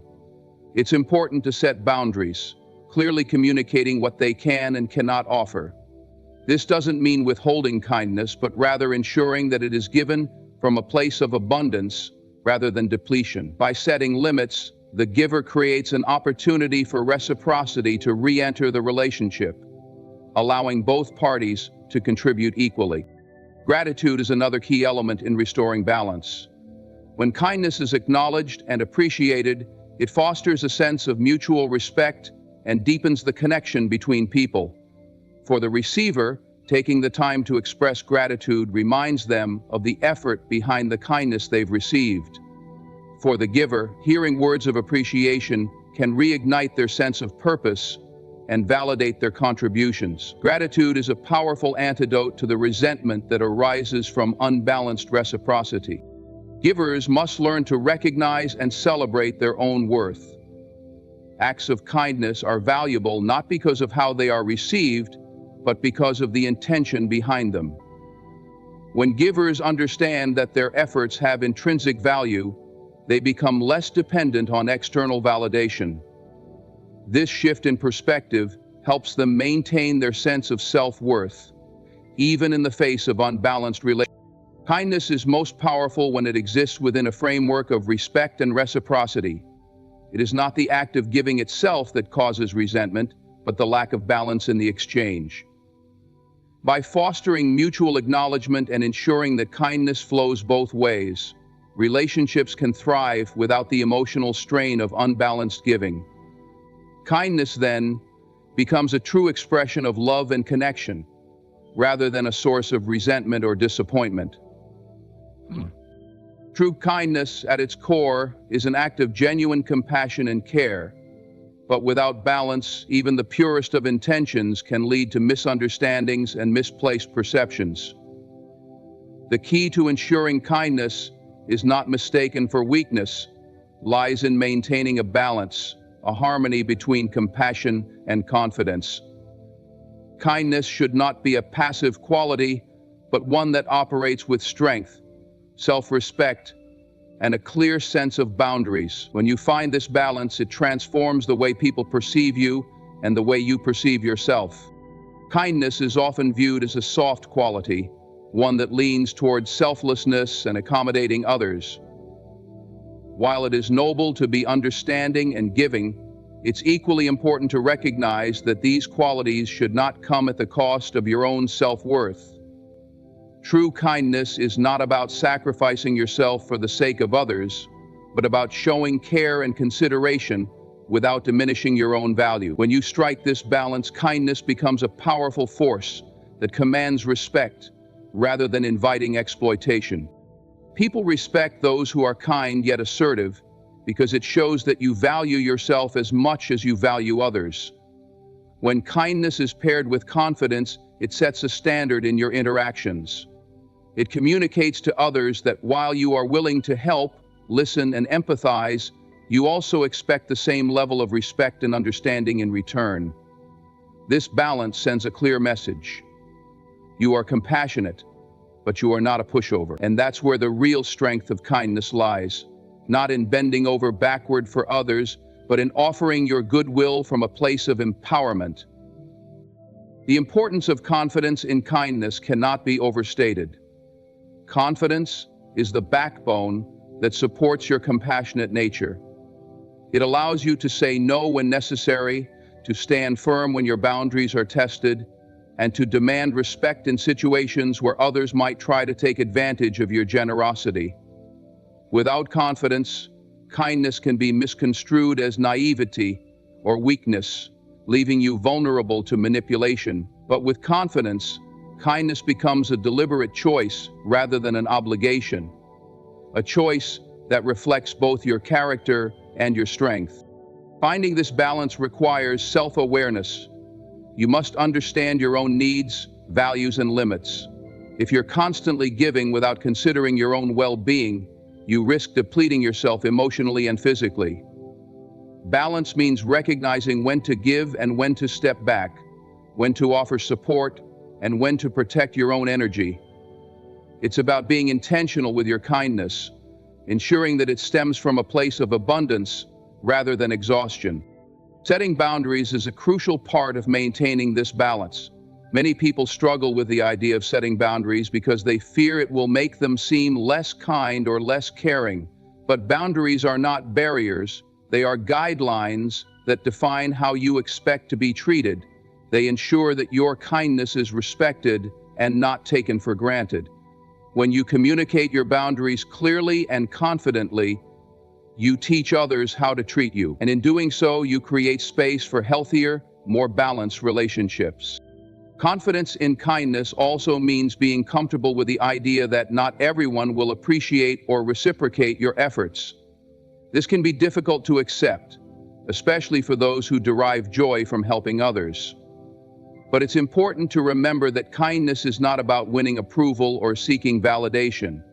It's about staying true to your values and offering your compassion freely without expectations. When you approach kindness from this perspective, you liberate yourself from the need for external validation, allowing your confidence to shine through. Another aspect of balancing kindness and confidence is learning to prioritize. Not everyone deserves your time, energy, or efforts. Being selective with your kindness doesn't make you selfish, it makes you wise. When you focus your compassion on those who genuinely appreciate it and reciprocate it, you create a more meaningful impact. This selective kindness ensures that your energy is spent in ways that uplift both you and others, rather than leaving you feeling drained or unappreciated. When kindness is balanced with confidence, it also changes the way you perceive yourself. It reinforces your sense of self-worth and empowers you to navigate the world with authenticity and strength.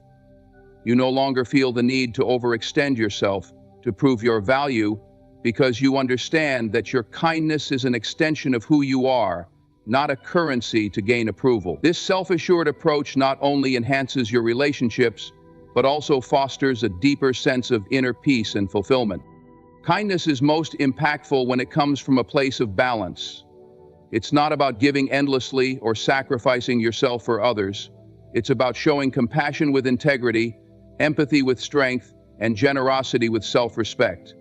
When you balance kindness with confidence, you not only elevate the quality of your relationships, but also inspire others to treat you and themselves with the same level of respect and care. Kindness, when wielded with a backbone, becomes a force that uplifts both the giver and the receiver, creating a ripple effect of positivity and mutual respect. In conclusion, kindness is a remarkable strength when it's balanced with self-respect, confidence, and boundaries. It should not come at the expense of your own dignity or worth. When kindness is paired with clarity, it commands respect rather than invites exploitation. It allows you to uplift others while staying rooted in your own values and well-being. Remember, true kindness isn't about being endlessly giving, it's about being intentionally compassionate, strong, and self-assured. Thank you for your time and for allowing me to share this message with you today. Stay kind, stay strong, and always stay true to yourself.